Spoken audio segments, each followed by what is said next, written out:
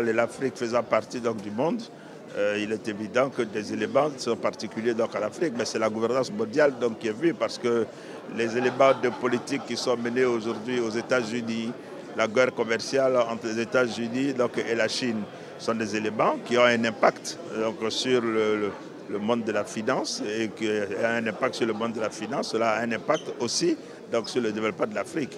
Donc moi je crois que c'est une très très bonne conférence, c'est un moment privilégié donc, pour que des acteurs de développement, donc des politiques, des chercheurs, des leaders se retrouvent et échangent sur l'état du monde et essaient de trouver des pistes qui permettent d'assurer donc à notre monde paix, sécurité et développement. Vous l'avez dit ce matin, l'Afrique est le continent de l'avenir. Tout le monde commence à le dire maintenant. Absolument. Mais alors, pourquoi ces jeunes continuent à le fuir? J'ai indiqué aussi que nous avons une forte responsabilité au niveau donc, des dirigeants africains. Nous avons le potentiel. Et je l'ai indiqué dans mon intervention.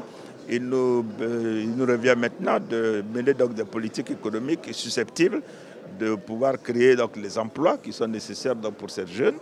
J'ai indiqué que les jeunes de moins de 15 ans en 2050 représenteront donc, environ 850 millions.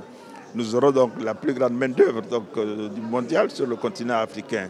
Donc c'est un défi extrêmement important. Ça peut être une opportunité donc, pour nous si nous arrivons à créer les emplois qui sont nécessaires donc, pour ces jeunes.